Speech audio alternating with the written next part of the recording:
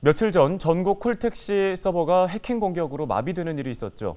강원에서도 지역 12개 시군 4,000대가 넘는 택시가 배차 지연 피해를 입었는데요.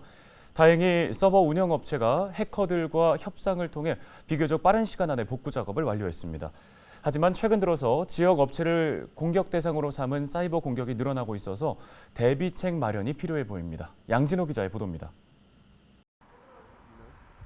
평소처럼 콜택시를 불러보지만 연결음만 무한히 반복됩니다. 지금은 모래 상담원이 통화 중입니다. 끊지 마시고 잠시만 기다려 주십시오. 안내도 없이 통화가 종료되고 택시는 스마트폰 앱을 통해 겨우 부를 수 있었습니다. 지역 콜택시 시스템이 공격을 받은 건 지난 17일 새벽. 전국 콜택시 서버를 운영하는 업체 오토피온의 관제 프로그램이 해외 해킹 조직의 랜섬웨어 공격에 마비된 겁니다.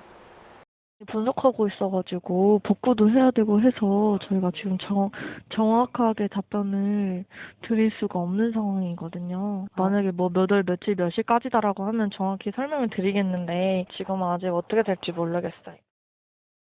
택시 운행의 차질을 빚자 콜택시 서버 운영 업체는 해커와 협상을 통해 19일 서버를 긴급 복구한 뒤 20일부터 정상 운영에 들어갔습니다. 해커들이 요구한 비트코인 1억 원치를 지급한 겁니다. 우회로 예비로 예비선 하고 있고 원선은 코드 키 그거를 어젯밤에 받아서 복구가 완료가 됐어요. 그래서 오늘 중으로 개통이 될 거예요. 정상적으로.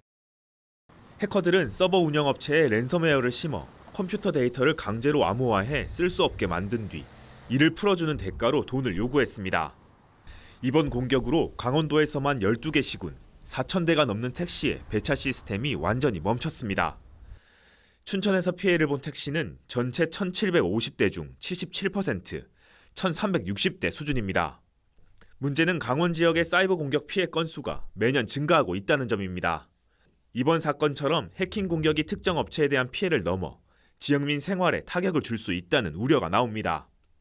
지난 2020년 단 한 건에 불과했던 지역 정보보호 침해 사례는 지난해 9건으로 늘어난 뒤 올해 역시 이번 콜택시 사태를 포함해서 벌써 3건이나 발생했습니다. 강원도는 지역 업체를 목표로 한 사이버 공격이 잇따르자 정보보호 지원 사업을 확대할 방침입니다. 특히 강원 테크노파크를 중심으로 진행되는 정보보호 지원 대상 발굴과 서비스, 컨설팅 지원 사업의 예산을 전국 최대 규모로 책정했습니다. 헬로티비 뉴스 양진호입니다.